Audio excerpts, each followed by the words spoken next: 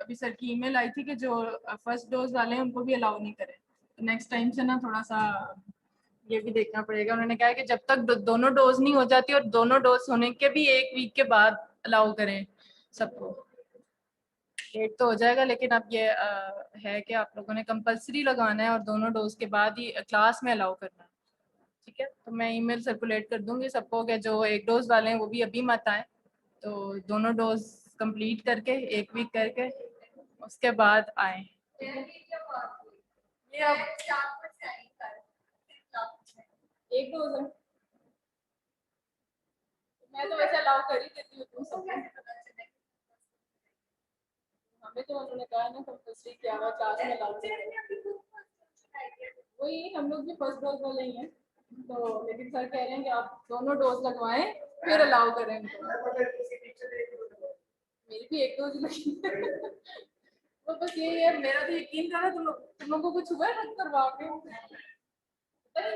Problem मैंने 4 दिन हो गए, 4-5 हफ्ते से लगा, मेरे सर दर्द नहीं ठीक हो रहा, पता नहीं ये वैक्सीनेशन से है क्या। यस मैम, ये सोलो पॉइजन है। क्या चीज है ये प्रॉब्लम? लो पॉइजन है। मेरे साथ तो यहाँ साइनोवैक का है, मुझे तो साइनोवैक लगी, साइनोफार्म का कह रहे हैं कोई प्रॉब्लम नहीं हुई किसी को भी। साइनोफार्म लगी है ना आपको? साइनोवैक लगी है किसी को? पहली डोज और लगवाई है और दूसरी डोज और लगवाई है तुमने? है हुई थी खराब? पहले दिन तो थोड़ी बहुत तो हुई थी, मुझे सर दर्द और बाजू में दर्द हो। मुझे तो जिस दिन से लगी है उस दिन से मेरा सर दर्द ही नहीं ठीक हो रहा, मैंने पता नहीं क्या है।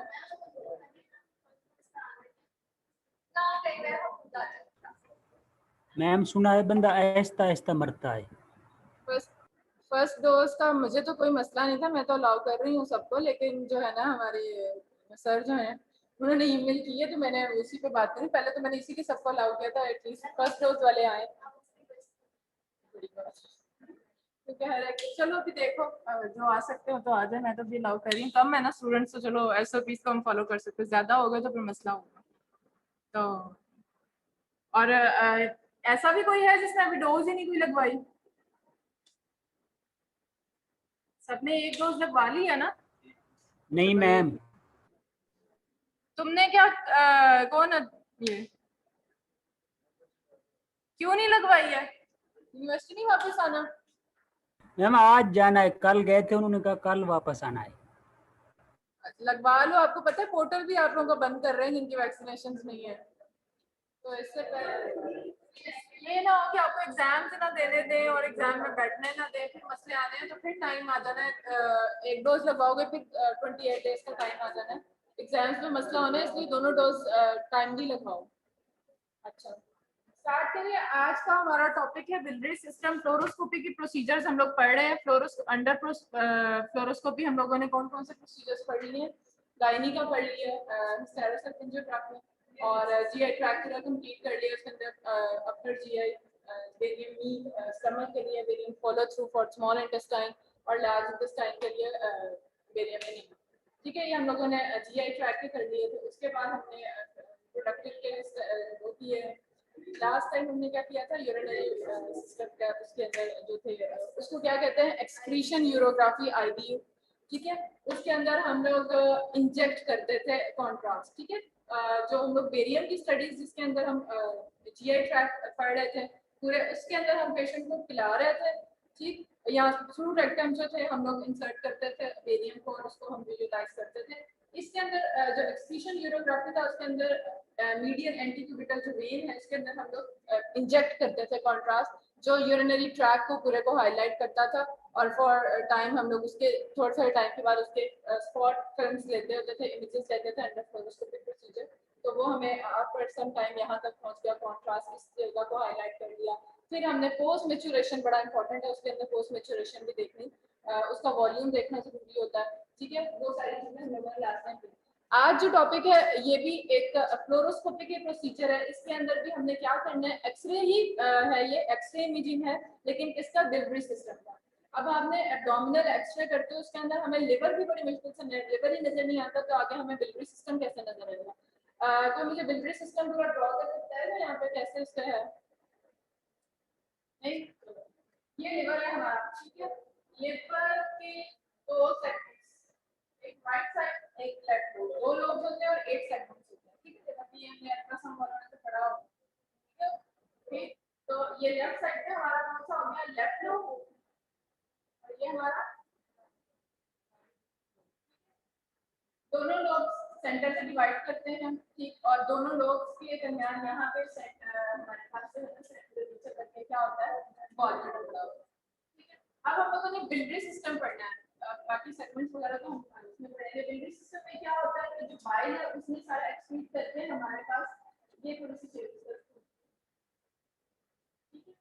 अब हमने इसको क्या, इसको ड्रॉ करना, मैं इसको ड्रॉ करने का एक वो भी दे देती हूँ 5 मार्क्स को, इसको भी ड्रॉ करना आना चाहिए आपको, पूरा बिलियरी सिस्टम को करना चाहिए। ऊपर से स्टार्ट करते हैं राइट साइड से जो हमारे पास डक्ट आ रही है, और don't confuse it with artery या वेन। लोग बच्चे कह रहे होते हैं right artery right when, this is duct, ठीक है, ये डक्ट है, इसके अंदर पाइप होता है। तो राइट साइड से जो आ रही है वो कौन सी है, लिवर से आ रही है, ठीक है। तो राइट हेपेटिक डक्ट, ठीक है, राइट हेपेटिक डक्ट। तो लेफ्ट साइड से आ रही है क्या है, लेफ्ट हेपेटिक डक्ट, दोनों मिलके क्या बना देंगी, कॉमन हेपेटिक डक्ट, क्या भी हेपेटिक ही है, ठीक। फिर ये थोड़ी सी हेपेटिक डक्ट, गॉलब्लैडर है, गॉलब्लैडर और कॉमन हेपेटिक डक्ट मिलकर ये जो गॉलब्लैडर से आ रही है जिसे सिस्टिक डक्ट, ठीक है। और ये सिस्टिक सिस्टिक डक्ट डक्ट, हमारे पास क्या बनाएगी, कॉमन बाइल डक्ट, ठीक हो गया। कॉमन बाइल डक्ट, ये जो है ना बिलियरी सिस्टम इस तरह बनेगा, ठीक। राइट एंड लेफ्ट हेपेटिक मिलकर कॉमन हेपेटिक, कॉमन हेपेटिक पहले बनेगी क्योंकि वो दोनों लिवर से आ रही है।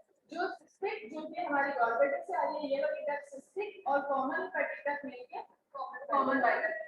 यहाँ पे पेंक्रियाज है, ठीक है। पेंक्रियाज से कौन सी डक्ट आ रही है, पेंक्रियाटिक डक्ट, ठीक। पेंक्रियाटिक डक्ट और ये कॉमन बाइल डक्ट दोनों एक सेकंड पार्ट ऑफ ड्यूडेनम, ये सेकंड पार्ट ऑफ ड्यूडेनम में यहाँ पे जो है बाइल जो है वो, ठीक है, दोनों एक साथ मिलके, ठीक है।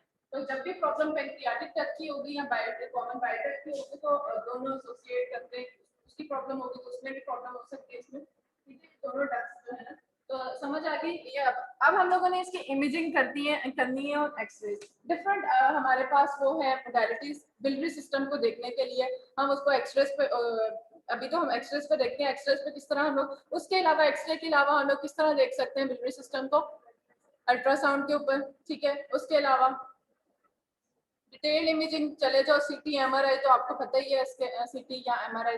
और कॉन्ट्रास्ट के अंदर भी हमारे पास 2 या 3 टाइप की जो है वो स्टडीज होती हैं। उसके अंदर एक हमारे पास आ गई ये जो हम लोग आज पढ़ेंगे, उसमें 2 टाइप की, एक परकुटेनियस होती है कॉन्ट्रास्ट, जो कि हम लोगों ने थ्रू स्किन जो है इंजेक्ट करना होता है। बिलियरी सिस्टम समझ आ गया।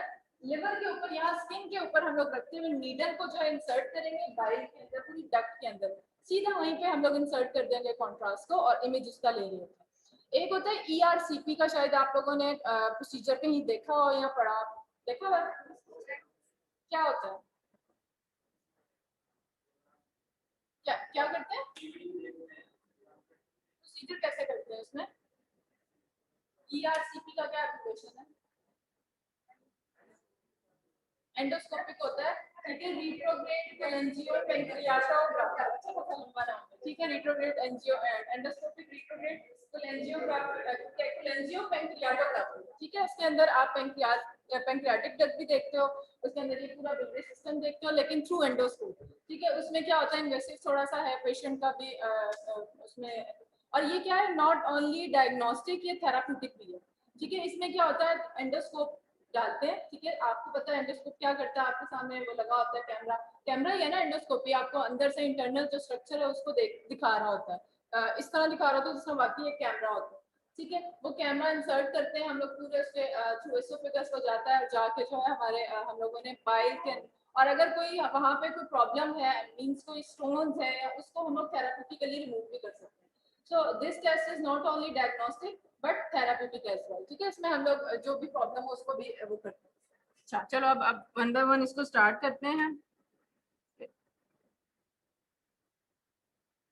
ठीक है, इमेजिंग टेक्निक्स हमारे पास पहले आ गई प्लेन रेडियोग्राफ. अब प्लेन रेडियोग्राफ एक्सरेज हैं. अब इसके अंदर फ्लोरोस्कोपिक प्रोसीजर नहीं है कोई भी, या इसके अंदर कोई बेरियम है. सिंपल एक्सरे हैं एब्डोमेन के, प्लेन एक्सरे हैं एब्डोमेन के.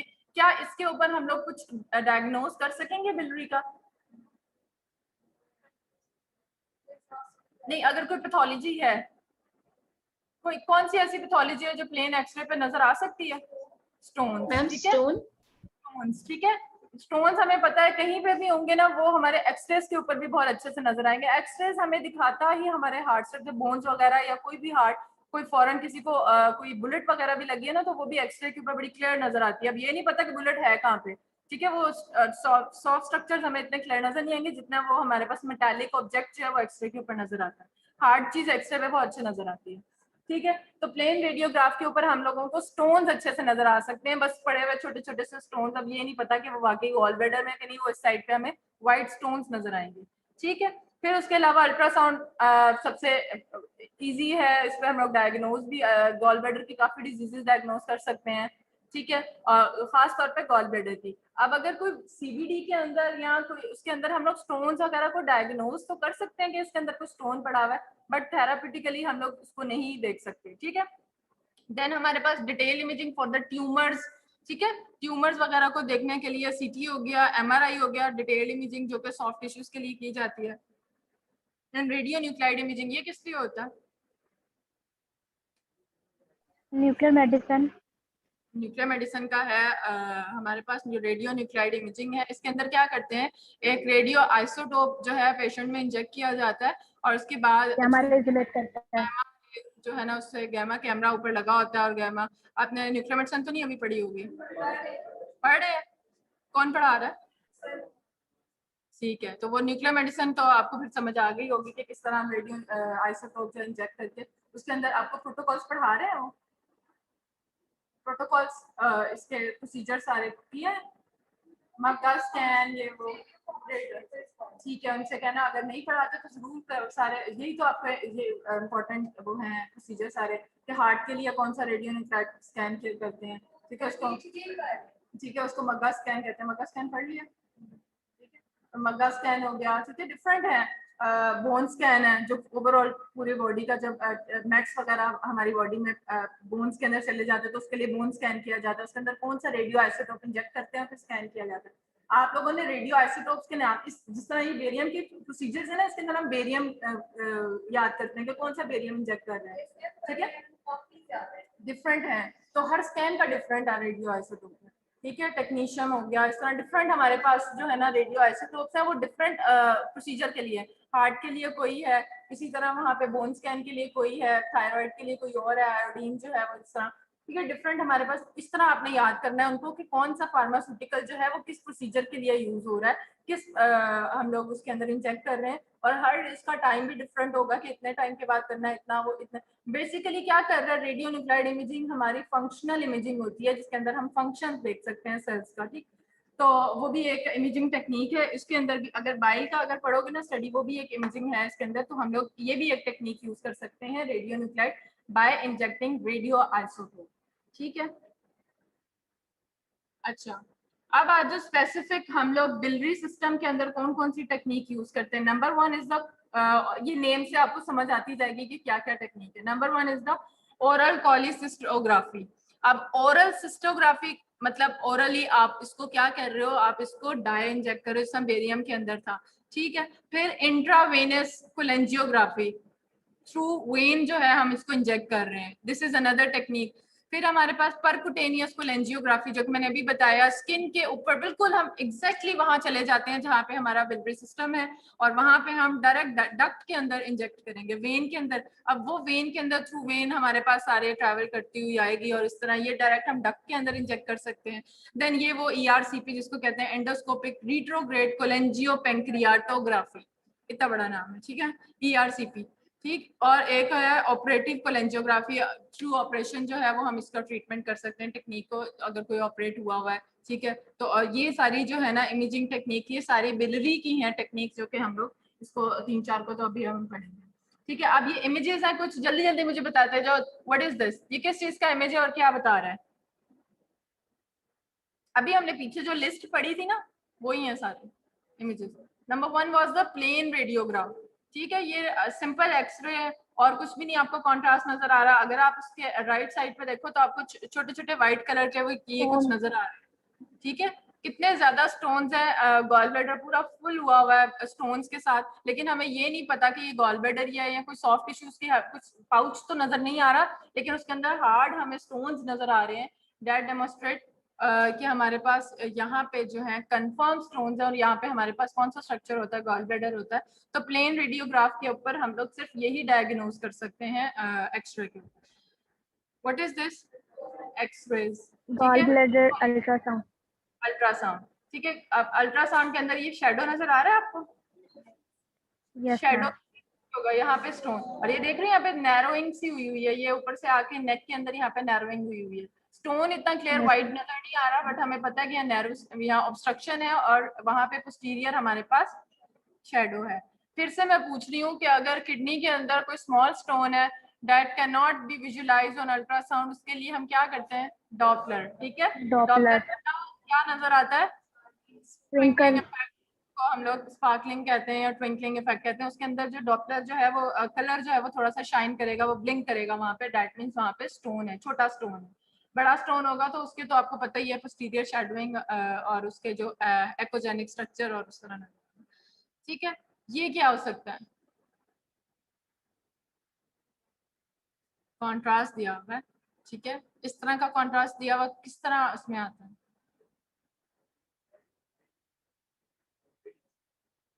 वेनस के अंदर होगा तो वो वेन्स भी हमें नहीं, ये ओरल है। ठीक है, ओरली जो है पेशेंट को आप लोगों ने कॉन्ट्रास्ट पिलाया है, और कोलिसिस्टोग्राफी, ओरल कोलिसिस्टोग्राफी के अंदर जो है वो इस तरह हमारे पास कॉन्ट्रास्ट जाएगा। लेकिन अलग फिर वही हमारे पास जब हम सीटी या एमआरआई के ऊपर इतना क्लियर या अल्ट्रासाउंड के ऊपर ही इतना क्लियर नजर आ सकता है, तो ये पहले होता था, अब ये भी एक्सक्लूड हो गई है। कुछ इमेजिंग हमारी टेक्निक्स होती हैं और विद टाइम जो है वो खत्म होती जाती है, नई टेक्नोलॉजी आती जाती है, फिर हम लोग उन टेक्नोलॉजी के ऊपर ही उसके ऊपर जो है ना उसको कर रहे हैं। What is this? सिटी है, इसमें आपको स्कैन। ठीक है, ये हमारे पास लिवर है, लिवर के इस तरह आप देख रहे हैं गॉल ब्लैडर पड़ा हुआ है छोटा सा, इस जगह देख रहे हो ये गॉल ब्लैडर। ठीक है, ये इमेजिंग हो गई इसकी। What is this?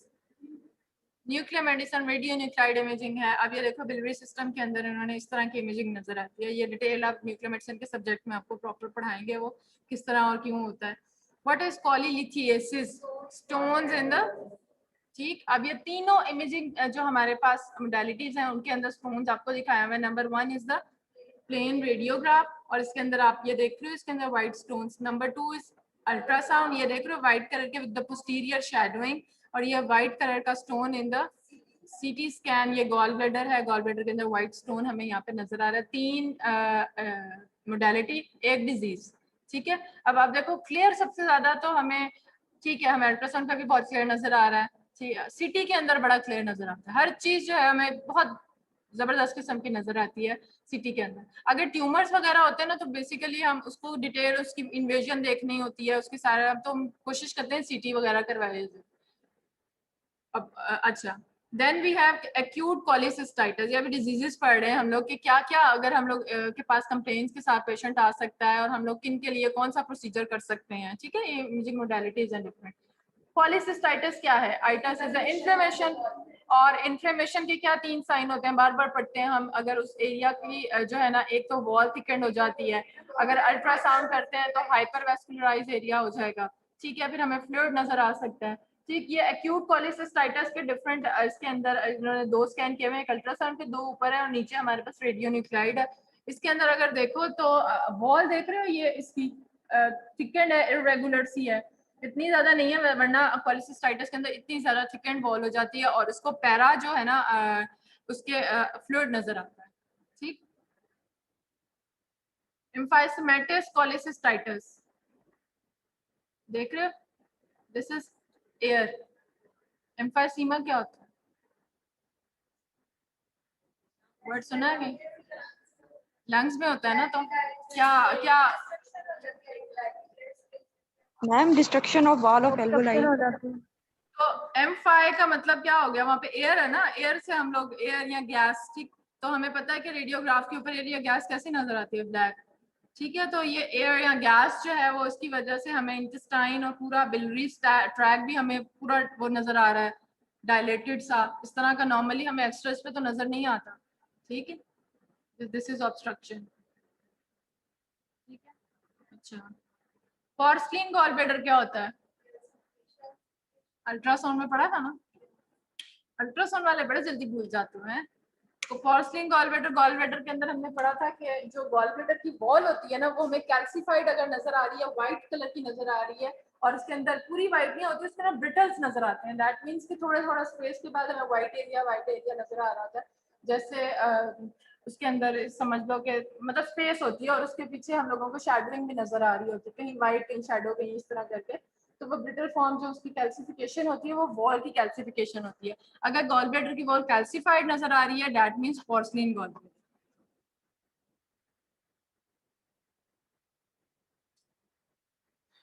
अच्छा, और इम्पोर्टेंट कार्सिनोमास भी नजर आ जाते हैं, मैस अपीयरेंस देते हैं। इंट्राम्यूरल हो गया, फोकल या डिफ्यूज हो गया, मैस रिप्लेसमेंट, ये पूरे गॉलब्लैडर के अंदर मैस है। मैस अपीयरेंस तो आपको पता है ये किस तरह का, कोई भी मैस हमें सॉफ्ट टिश्यू का नजर आ सकता है। एक ये पड़ा हुआ है, 3 टाइप की होते हैं, 3 स्टेजेस, इंट्राम्यूरल है, ये फोकल या diffuse thickening of the gallbladder wall है, और मैस रिप्लेसिंग द गॉलब्लैडर, पूरा मैस जो इतना ज्यादा था कि उसमें गॉलब्लैडर हमें नजर ही नहीं आ रहा, पूरा मैस ही मैस है, इतना कैंसर है वहाँ पे, ठीक है। अच्छा, imaging technique for the biliary channel, फिर से आज वही मेरे ख्याल आ गया है वो दोबारा से, ultrasound, CT, oral cholecystography, intravenous, percutaneous, ERCP, T tube cholangiography and operative cholangiography, ठीक है। अच्छा, ये क्या है हमारे पास, ये डक्ट है। नॉर्मली हमें डक्ट इस तरह नजर नहीं आती अल्ट्रासाउंड के ऊपर, हमें एक थिन सी बिल्कुल ऐसे एक्वाजेनिक सी एक ही लाइन नजर आती है, उसके अंदर फ्लूइड नजर नहीं आता। अगर कहीं ऑब्स्ट्रक्शन है, ठीक है, ऑब्स्ट्रक्शन की वजह से क्या होगी, डायलेटेशन हो जाएगी उसकी डक्ट की, और डायलेटेशन की वजह से जो है वो हमें पूरी उसके अंदर से ब्लैक कलर की भी मतलब डक्ट पूरी नजर आ रही होगी। अदरवाइज हमें सिर्फ एक एक्वाजेनिक लाइन नजर आती है अगर उसके अंदर डायलेटेशन नहीं है, कोई ऑब्स्ट्रक्शन नहीं है, ठीक है। ये सीटी इमेजेस हैं उसके। अब आज 1 बाय 1 हम इनको पढ़ते हैं। परकुटेनियस ट्रांस हेपेटिक कोलेंजियोग्राफी, इसकी इंडिकेशंस क्या होंगी। अब हमारे पास डिफरेंट हम लोगों ने टेक्निक्स तो पढ़ ली हैं, डिफरेंट टेक्निक्स डिफरेंट इंडिकेशंस के लिए तो होंगी ना, लेकिन कुछ ऐसी इंडिकेशंस है कि वो मिलती जुलती हैं आपस में, लेकिन जो वो स्कैन है वो क्या हो गए हैं, वो खत्म हो गए हैं, और उससे बेहतर टेक्नोलॉजी आ गई है, अब वो रिप्लेस हो गई है उन टेक्नोलॉजी से। तो ज्यादातर पेशेंट कंप्लेन करेगा जॉन्डिस के पास, या हमारे पास extra hepatic bile duct obstruction, दो चीजें हैं, ऑब्स्ट्रक्शन हुई है, जॉन्डिस हो सकता है।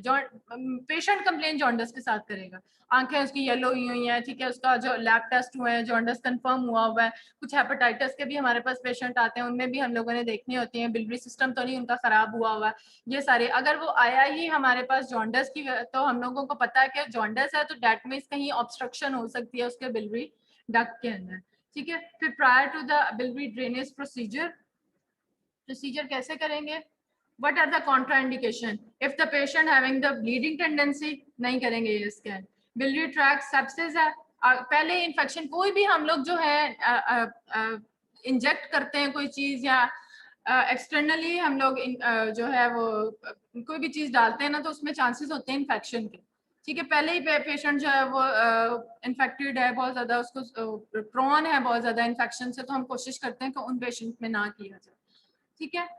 अच्छा, unfit for the surgery, hydrated cyst है उसके अंदर, असाइटीज हैं, क्रॉनिक लिवर डिजीजेज हैं, इन ये पहले ही कंफर्म ये डिजीज है, तो इसके अंदर हम कोशिश करते हैं कि ये वाला स्कैन ना करें। कॉन्ट्रास्ट कौन सा यूज करेंगे, लो ऑस्मोलर या हाई ऑस्मोलर, 20 to 60 ml, और इक्विपमेंट भी नो कि फ्लोरोस्कोपी है, और इसके अंदर नीडल जो यूज होती है ना, वो चीबा नीडल यूज होती है, बारीक सी नीडल होती है जिसको चीबा नीडल कहते हैं, बिल्कुल पतली सी होती है, क्योंकि स्किन के ऊपर से हम लोगों ने इंजेक्ट करना है ना, तो स्किन के लिए हम लोगों को पतली नीडल रिक्वायर्ड होती है, तो उसको नीडल को कहते हैं Chiba needle. Fine flexible 22 gauge needle, 18 cm long. अच्छा, जितनी पतली उतनी लंबी हमने लेनी है, हमने जो है ना लिवर के अंदर पूरा डक्ट में जाना है, ठीक है, तो लंबी ज्यादा होगी, पतली उतनी का पतली होगी, ठीक है। तो इस चीबा नीडल इसी तरह की होती है, पतली और लंबी सी। पेशेंट प्रिपरेशन, हमने उसके लैब टेस्ट जो करवाने हैं उसके अंदर हमने उसका haemoglobin, prothrombin time and platelets check करते हैं उससे। अगर वो पहले ही इसमें प्रॉब्लम है तो हम फिर नहीं करेंगे। It's a percutaneous technique. Prophylactic antibiotics देंगे एनपीओ फॉर एटलीस्ट 5 आवर्स। ठीक है, किस तरह करेंगे? Patient lies supine under fluoroscopic control. We all know के सारे फ्लोरोस्कोपिक प्रोसीजर्स हैं। पेशेंट को हम लोग फ्लोरोस्कोपी टेबल के ऊपर लिटाएंगे, फिर हम उसको इंजेक्ट करते हैं, फिर हम उसकी इमेजेस लेते हैं। यही फ्लोरोस्कोपी के सारे प्रोसीजर्स हैं। ठीक है, patient lies supine under fluoroscopic control, metal marker is placed. Her imaging के अंदर मैं बार बार कहती हूँ marker is very important. Marker right का लेफ्ट पे लग गया या लेफ्ट का राइट पे इमेजिंग वालों का लग गया ना, तो समझ लो कि गया वो पेशेंट गया। ठीक है, क्योंकि वो जो है ना आगे क्या होता है, आपके पास डायग्नोज हो गई है एक चीज, उसने आगे सर्जरी की तरफ जाना है। ठीक है, डॉक्टर ने ये थोड़ी देखना है उसके पेट में जाके कि भाई ये चीज यहाँ पड़ी हुई है या ये राइट पे पड़ी है या लेफ्ट पे पड़ी हुई है। उसने तो सिर्फ रिपोर्ट देखनी है, और रिपोर्ट देखनी है किसी ने लिख दिया कि राइट साइड पे प्रॉब्लम उसकी लेफ्ट पे थी, राइट साइड रिपोर्ट होके आई है, उसने राइट साइड ही निकाल दी सर्जरी करके। ठीक है, ऐसे बड़े केसेस हो चुके हैं। तो ये जो है ना बड़े आंखें खोल के मार्कर लगाना है। ठीक है, मार्कर लगाना बड़ा इंपॉर्टेंट है। राइट लेफ्ट का पता होना जरूरी है, क्योंकि इमेजिंग के अंदर राइट लेफ्ट की बड़ी कंफ्यूजन होती है करने वालों को भी और रिपोर्ट करने वालों की। तो मार्कर प्रॉपर्ली प्लेस्ड करें। ठीक है, अच्छा, marker is placed on the skin in the right mid axillary line, second metal marker on the xiphisternum. Liver capsule anaesthetise at the site of first metal marker. Okay, हम लोगों ने अब कैसे anaesthesia देना है उसको, और फिर उसके बाद नीडल इंसर्ट करनी है। Chiba needle is inserted and advance parallel to the table top in direction of the xiphisternum. ठीक है, अब क्या होगा, हम लोगों ने इसको पैरेलली, हमने यूं नहीं लेके जाना नीडल को, या बिल्कुल एंगल पे नहीं लेके जाना, इसको स्किन के अंदर ही बिल्कुल ऊपर सुपरफिशियली इस तरह पैरेलली जो है ना नीडल को लेकर जाना। ठीक है, हमने इसको इन्वेड नहीं करना बहुत ज्यादा उसको। Contrast injected under fluoroscopic control while needle is slowly withdrawn। अब क्या करना है, आहिस्ता आहिस्ता इसको जो है कॉन्ट्रास्ट हमने इंजेक्ट करना है, और जैसा जैसा इंजेक्ट करते जाएंगे नीडल को बाहर की तरफ को विड्रॉ करते जाएंगे। ठीक है, इस तरह हमने कॉन्ट्रास्ट देना है। Maximum 6 attempt until duct is entered.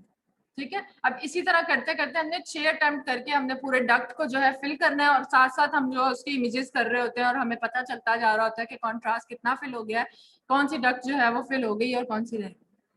ठीक, contrast medium is injected to fill the duct system and define lower end of the obstruction. और अच्छा, इससे कॉम्प्लिकेशंस क्या हो सकती हैं? हम पंक्चर कर सकते हैं एक्स्ट्रा हेपेटिक स्ट्रक्चर। अब हम लोग ब्लाइंडली जा रहे हैं, हमें नहीं पता।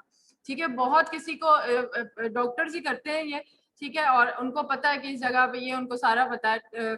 यहाँ तो हो ना अल्ट्रासाउंड गाइडेड हम कर रहे हैं तो हमें नजर भी आ रही है चीजें। यहाँ हम लोग फ्लोरोस्कोपिक कर रहे हैं। ठीक है, लेकिन पहले इंजेक्ट करते हैं फिर इमेज। हर वक्त तो नहीं ना उसकी रेडिएशंस निकल रही जिससे हम फ्लोरोस्कोपी पर कर रहे हैं। हम इंजेक्ट करते हैं फिर इमेज लेते हैं, हम इंजेक्ट करते हैं।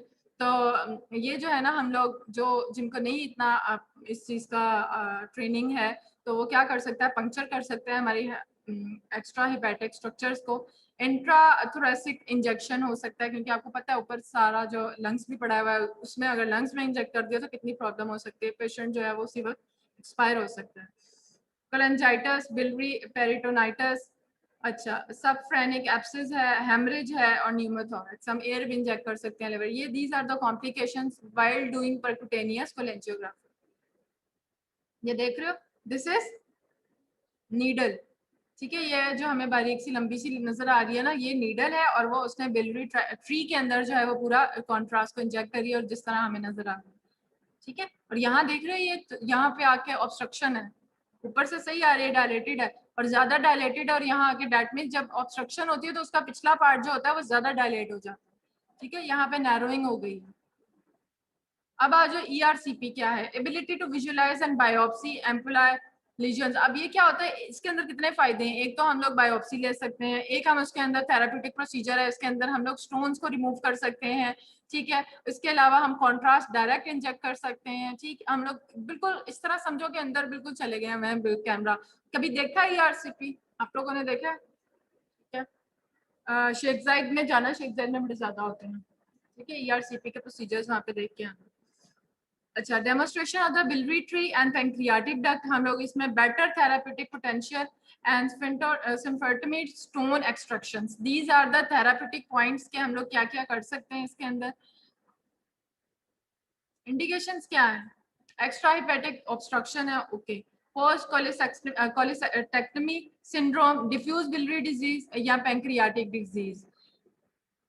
पूरा बिलियरी का या पैंक्रियाटिक डिजीज के अंदर जो है, अगर हम बहुत डिटेल में विजुअलाइज करना चाह रहे हैं, अलोंग विद दैट डायग्नोज के अलावा हम थेरेपी की तरफ भी जा रहे हैं, तो हम ERCP रिकमेंड करते हैं। बड़ा पेनफुल प्रोसीजर है, देखा हुआ है मैंने, पेशेंट बड़ा उसमें अनकंफर्टेबल होता है। एक एंडोस्कोपी, आप उसमें कैमरा इंसर्ट कर रहे हो, फिर उसके बाद डाई भी डाल रहे हो, फिर उसका अंडर फ्लोरोस्कोपी है, इमेजेस ले रहे हो, पेशेंट बहुत अनकंफर्टेबल होता है। और कैमरा ही अंदर इंसर्ट करना कितना ज्यादा मुश्किल है कि आप इतनी बड़ी वायर होती है, इतना मोटा कैमरा होता है आगे लगा हुआ, ठीक है, वो उसके लेकर जाना, उसके अंदर स्टमक तक लेके जाना, और उससे बड़ा अनकंफर्टेबल होता है। कॉन्ट्राइंडिकेशंस क्या है? एसोफेजियल ऑब्स्ट्रक्शन है, हमें पता है एसोफेगस के थ्रू ही तो कैमरा लेकर जा रहे हैं, ऑलरेडी उसमें ऑब्स्ट्रक्शन है, तो हम लोग उसमें परफोरेट कर सकते हैं, ठीक है। आगे ऑब्स्ट्रक्शन है, कैमरा वो सिर्फ यूं डाल रहे होते हैं, आगे आगे आगे ऑब्स्ट्रक्शन है, कहीं पे वो परफोरेट कर सकते हैं, ठीक है। आगे की तरफ को यूं, आगे की तरफ को धक्का डालते हैं, धक्का दे रहे होते हैं, इतनी बड़ी ट्यूब होती है वो, और देख के डर लग रहा होता है इसको, ठीक है। फिर आ गया previous gastric surgery and acute pancreatitis और pancreatic pseudocyst, these are the contraindications. Patient preparation, इसके लिए भी एंटीबायोटिक या एनपीओ, एंटीबायोटिक पहले दे दो, और उसके बाद उसका जो है ना फास्टिंग तो रिक्वायर्ड है ही है। एनपीओ, एनपीओ का क्या मतलब है? नथिंग पर ऑरल, ठीक है। तो एनपीओ मीन्स कि आप उसको फास्टिंग में लेके जाओ, नथिंग पर ऑरल फॉर एटलीस्ट 4 और 5 आवर्स के हैं। टेक्निक क्या है? अब एसोफेगस के थ्रू हम लोगों ने कैमरा इंसर्ट करना है, तो ये जगह का बड़ा ज्यादा पेशेंट कंप्लेन करता है, इसको हम एनेस्थाइज करते हैं। बाद में जो उसको कंप्लेन होती है कि मेरे तो गले में जो है मसला आ रहा है, ठीक है। जब भी किसी को एनेस्थीसिया देते हैं, जनरल एनेस्थीसिया देते हैं, तो देखा होगा गले में डालते हैं ना वो ट्यूब सी जो होती है जो, ठीक है। तो उसके लिए हम फेरेंक्स को जो एनेस्थाइज करेंगे। Patient lies on the left side and endoscope is introduced, the ampulla is located and the patient is turned prone. Polythene catheter pre-filled with contrast is inserted into the ampulla. A small test injection of contrast is made. अब देखो, एक तो ये camera लगा हुआ है, एक उसके साथ एम्पुला वाली ट्यूब जिसके अंदर से कॉन्ट्रास्ट देना है, इतना मोटा और हो जाना है, ठीक है। अब देख लो कितना अनकंफर्टेबल होता है पेशेंट के लिए। A small test injection of contrast is made. It is desirable to opacify both biliary tree and the pancreatic. Opacify means कि हमें पता चल गया कि उसके अंदर contrast चला गया, वो white नजर आ रहा है, रेडियो ओपेक नजर आ रहा है, और उसकी पूरी ट्री को उसने हाईलाइट कर दिया। Along with the biliary system हमारा pancreatic duct भी जो है वो हाईलाइट हो गई। That means हमने उसको contrast दे दिया हुआ है, हमारे दोनों जो है वो completely fill हो गए हुए हैं, और दोनों हमें ducts नजर आ रहे हैं। After care nil orally until sensation has returned, क्योंकि हमने एनेस्थीसिया दिया हुआ है, ठीक है। सेंसेशंस उसकी खत्म हुई होती हैं, उसको गले में इतना ज्यादा प्रॉब्लम आ रहा होता है, ठीक है। और sensation has return to parents. अच्छा, पल्स, टेम्परेचर, बीपी वगैरह हम जरूर पहले भी लेते हैं, बाद में भी लेते हैं। पेशेंट का बीपी बहुत डाउन हो जाता है, तो प्रोसीजर करते करते वैसे ही उसका बुरा हाल हो जाता है, ठीक है। तो ये ना हो पेशेंट जो है वो बेहोशी हो जाए उसके बाद, ठीक। तो after care is very important. Before anaesthesia देने से पहले, हाँ, उसको तो बहुत मसला होता है। कभी किसी ने जनरल एनेस्थीसिया लिया? अल्लाह ना करे किसी को दिया हो। मैंने लिया हुआ है जनरल एनेस्थीसिया, मुझे पता है ना वो कैसे होता है। वो पूरा आप एक दिन तक, इसीलिए कहते हैं ना एक दिन तक पानी भी नहीं पिलाते आपको, तो वो एक दिन तक पानी, वो बंदा स्लाइवा भी अंदर नहीं कर पा रहा होगा, इतना ज्यादा वो आपका फेरेंक्स जो है वो बुरा हाल हुआ होता है उसका।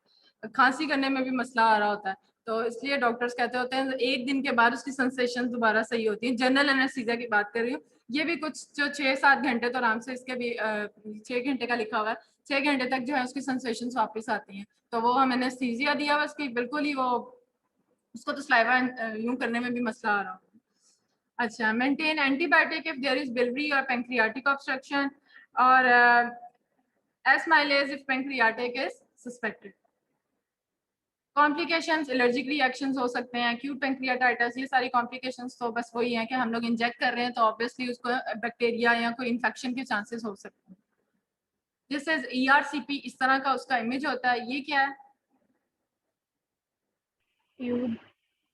एम्पुला है, ठीक है। इसके ये यहाँ जाता है स्टमक के सेकंड पार्ट ऑफ ड्यूडेनम जो है ना, वहां तक कैमरा लेकर एम्पुला भी जाता है, वहां जाके हम इंजेक्ट करेंगे ताकि जो है ना कॉन्ट्रास्ट ऊपर की तरफ हो जाए। ये है ना सेकंड पार्ट ऑफ ड्यूडेनम, हम तो कैमरा तो उसके जीएफ ट्रैक तक लेकर जा रहे हैं, एसोफेगस फिर स्टमक, और हम यहाँ तक लेके आते हैं और यहाँ से हम चेक करेंगे ताकि जो हमारा जो क्या कहते हैं ट्री है उसमें कॉन्ट्रास्ट आ सके। तो यहाँ तक एंगुला और उसके बाद यहाँ तक तो ये भी सारे हाईलाइट करेंगे तो कहाँ तक कैमरा जाएगा और कहाँ तक उसका, और जब तक कैमरा साथ जा रहा होता है ना पेशेंट की हालत वो है।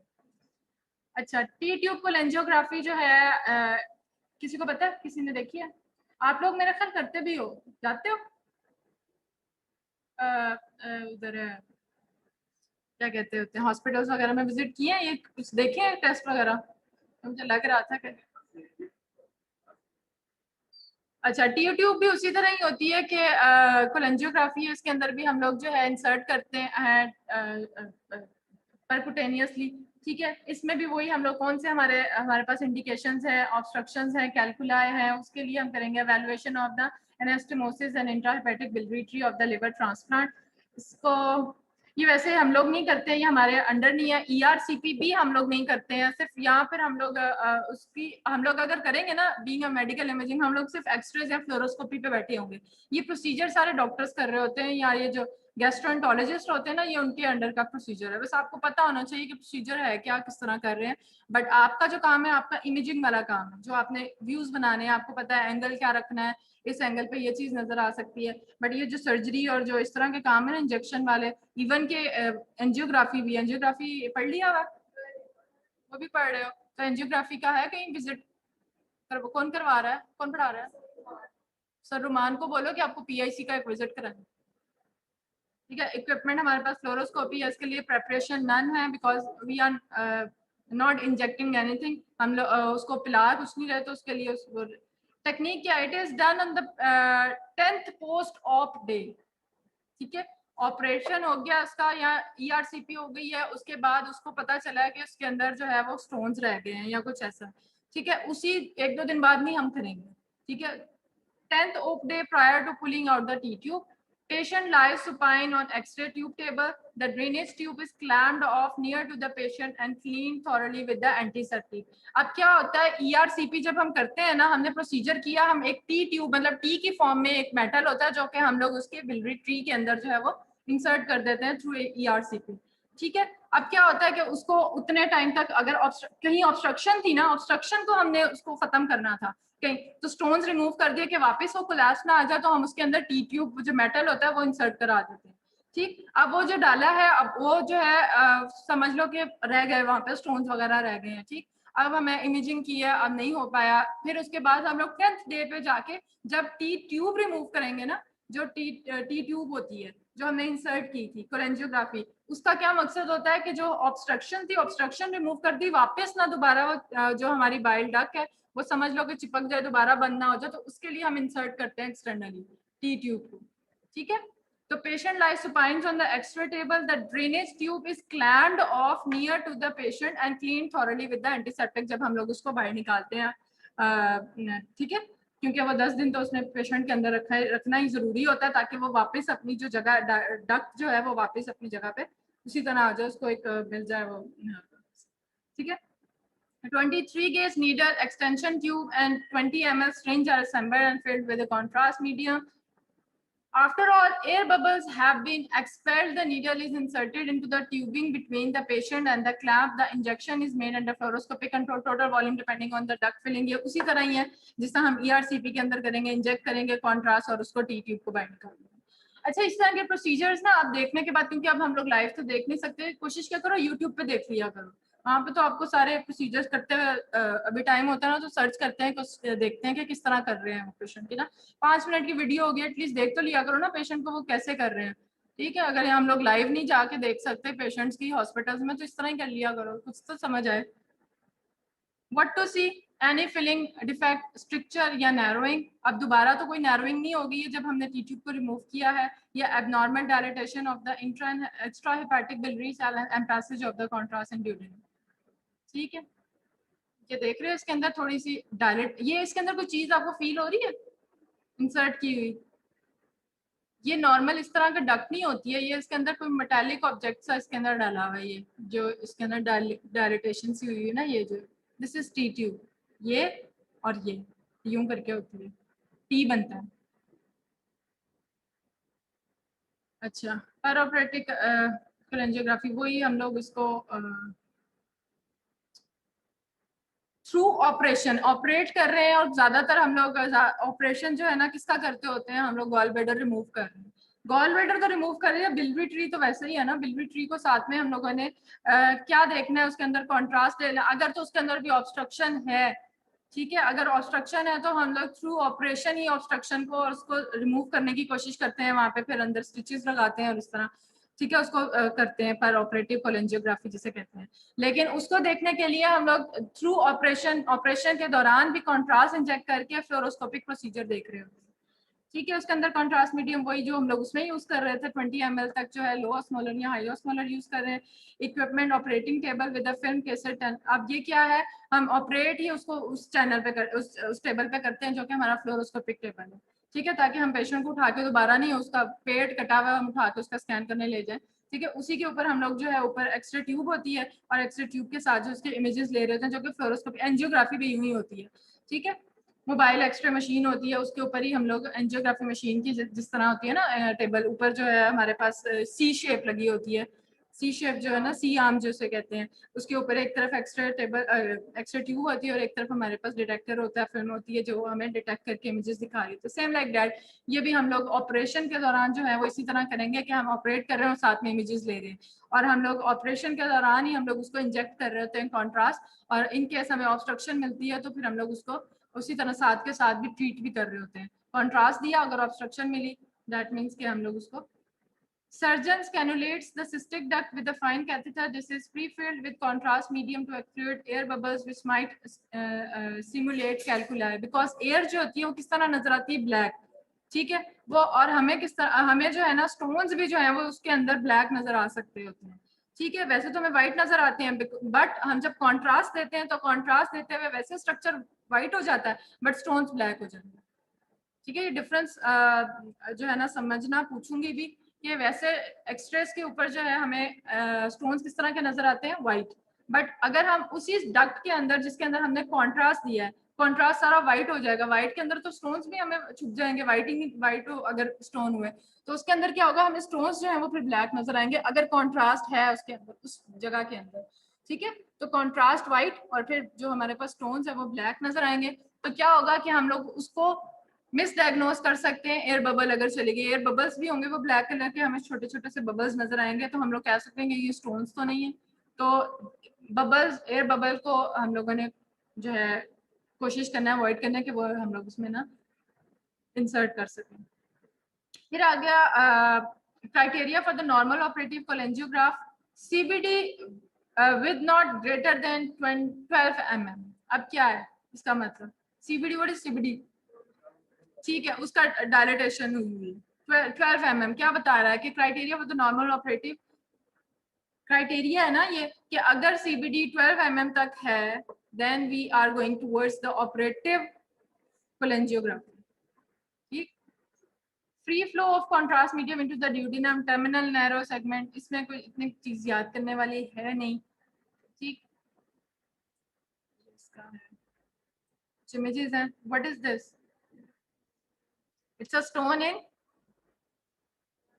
डक्ट, ठीक है, डक्ट है।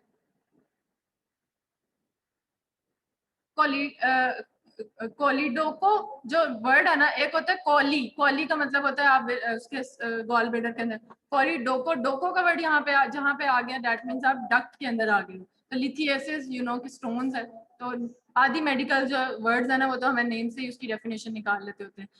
आइटस आ गया इन्फ्लेमेशन जिस भी जगह का, लिथियसिस स्टोन जिस भी जगह का, कोली मीन्स आप गॉल ब्लैडर, कोलिडोको मीन्स उसके डक्ट, ठीक है, डक्ट के अंदर, कहीं पे भी डक्ट में हो सकता है, सिस्टिक में भी हो सकता है, सीबीडी में भी हो सकता है, कॉमन बाइल डक्ट में भी होता है, कोई भी डक्ट, ठीक है। कोलिडोकोलिथियसिस, ये देख रहे हैं छोटे छोटे इसके अंदर स्टोन्स नजर आ रहे हैं, what is this, ERCP scan.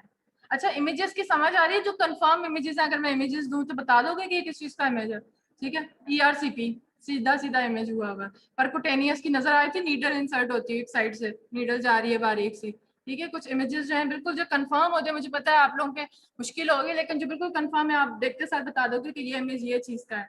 ठीक है, वो वाले इमेजेस मैं जरूर देती होती हूँ इमेजिंग वालों को, तो इमेजेस देखा करो। तो ये ट्यूमर्स आ गए हैं, कुछ ट्यूमर्स को छोड़ दो सिटी के ऊपर।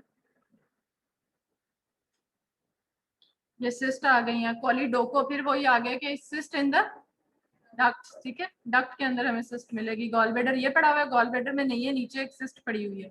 ठीक है, दैट मीन्स उसकी डायलिटेशन, उसकी जो डक्ट है उसने आउट पाउचिंग से एक सिस्ट बनाई हुई है। ये देख रहे हो, seal that means fluid. Nuclear medicine के ये कुछ इमेजेस थे। ठीक है, कंप्लीट हो गया, आज का लेक्चर खत्म हो गया।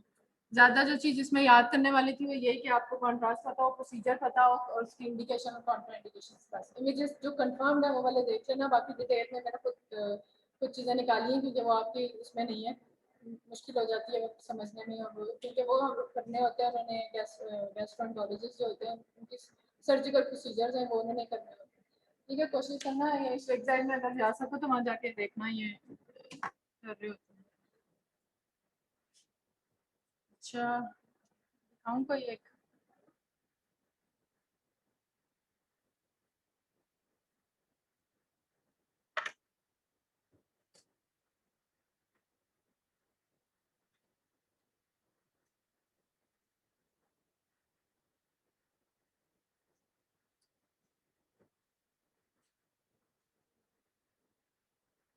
ये छोटी सी है, इसको देखते हैं।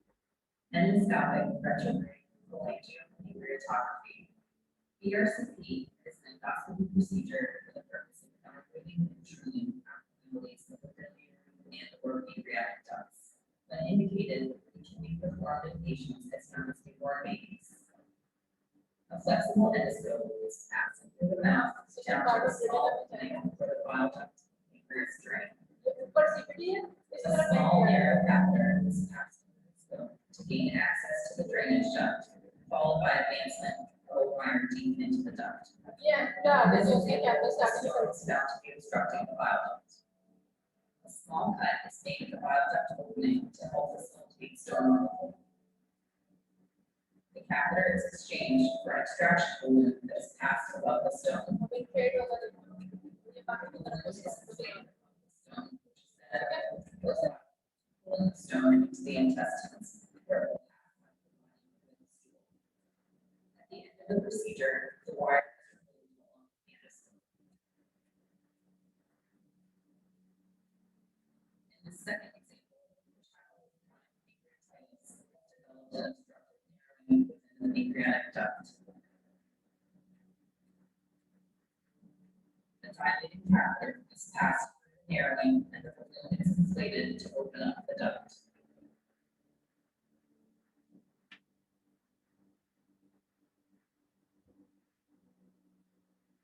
The temporary flexible stent is then placed through the previous ductal narrowing to allow the duct to heal.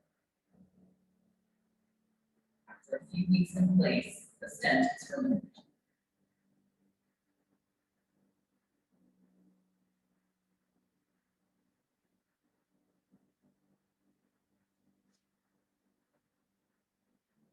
ठीक है, समझ आइए प्रोसीजर की कि किस तरह वो करते हैं हम लोग कैमरे के साथ उस कैमरा वो किस तरह करते जाएगा। फिर आगे वायर उसने जो है ना गई है, पतली सी वायर थी, डक्ट होती है। ठीक है, अगर तो थेराप्यूटिक पर्पस के लिए यूज हो रहा है, वहाँ पे स्टोन नजर आया है। आपने एंजियोग्राफी में भी पढ़े होंगे, स्टंट्स वगैरह जब डालते हैं यहाँ पे बैलून जो है एंजियोप्लास्टी जो करते हैं इससे इसी तरह ही होती है, यही प्रोसीजर होता है इसमें भी। ठीक है, आपने पहले वायर डाली उस वेसल के अंदर और फिर उसको ठीक, फिर उसके बाद अगर तो वहाँ पे स्टोन है तो वो पता है वापस तो खींचेगा तो स्टोन भी वापस साथ आ गया, वैसे ही उसको स्टोन ने निकाला नहीं। ठीक है, तो डिफरेंट एंडोस्कोपी के अंदर प्रोसीजर्स होते हैं, ये तो थेरेपी के लिए यूज कर रहे थे। आपको वो देखते हैं 2 मिनट के लिए अगर कुछ नजर आ रहा है तो।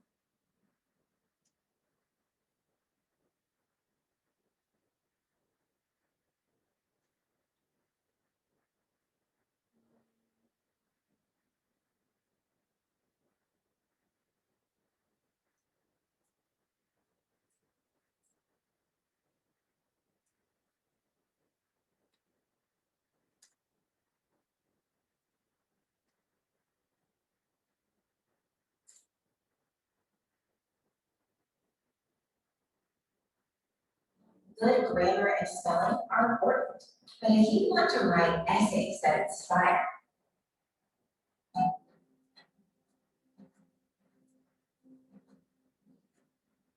videos about cholelithiasis, cholecystitis, and pancreatitis.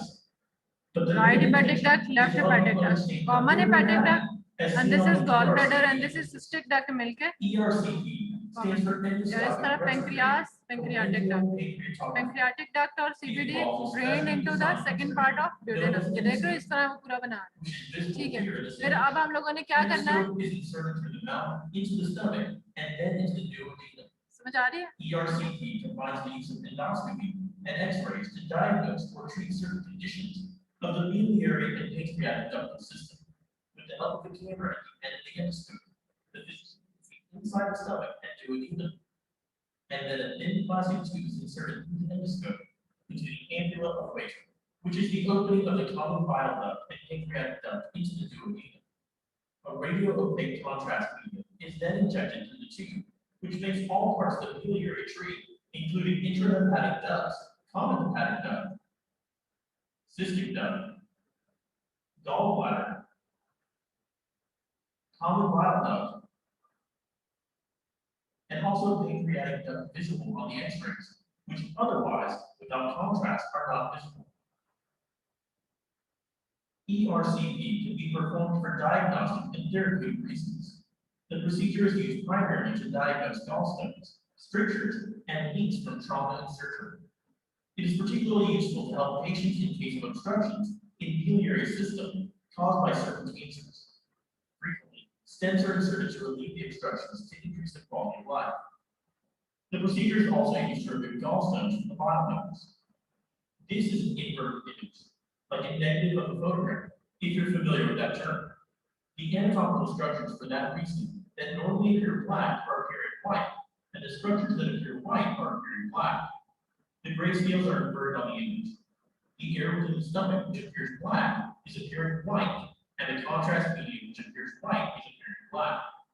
Many times radiologists like to see fluoroscopic images with inverted grayscales. This is air within the stomach, and this is air in the duodenum. Some contrast is bleached with the duodenum, which is making the outline of the duodenum clearly visible. The injected contrast with the air in the duodenum is creating what is known as double contrast spectrum. If you pay close attention, perhaps you can see a thin outline of the double pancreas. Contrast की समझ आई? फिर और इसको lining में देते हैं. You can clearly see pancreatic duct without any dilatation, although the gallbladder is still not completely filled with contrast medium. However, you can see a number of filling defects, which are appearing as small, somewhat rounded or irregular shaped structures. Although it's not wise to jump to diagnosis to make a conclusion based on one image, that these filling defects are most likely multiple gallstones. You can clearly see cystic duct.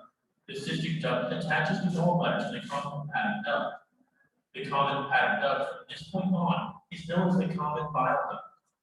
This sort of spring-shaped appearance is typical for the cystic duct. There is at least one big filling defect within the neck of the gallbladder. The common hepatic duct, common bile duct, and rest of the first lumbar endoscope from a different patient. This is You can endoscope. see the camera is within the duodenum. Two gallstones are वो तो साथ में images थे ना? caused by the stones. ठीक हो गया.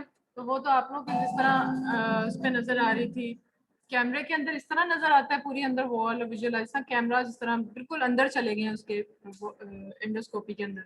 Endoscopy इस तरह की नजर आती है और जो अगर इमेज होगा तो किस तरह कॉन्ट्रास्ट, किस तरह सेकंड पार्ट ऑफ ड्यूडेनम में किस तरह थेरेपी के लिए यूज करते हैं और किस तरह हम लोग उसको डायग्नोस्टिक के लिए यूज करते हैं. तो अलॉन्ग विद ये दोनों मैंने ERCP का बता दिया है. एक डायग्नोस्टिक के लिए जिसके अंदर कॉन्ट्रास्ट इंजेक्ट हुआ था और हमारा बिलियरी ट्री हाईलाइट, और एक थेरेपी जिस तरह उसमें उसको अगर स्टोन्स वगैरह तो कैसे रिमूव किया था. ये दोनों जो है वो हमारे कैमरा के आगे एम्पुला के आगे दोनों डिजाइन की जाती हैं. थेरेपी के लिए अलग चीजें लगी होती हैं और डायग्नोस्टिक के लिए फिर हम उसमें इंजेक्ट करते हैं कॉन्ट्रास्ट. वो कैसे ठीक है.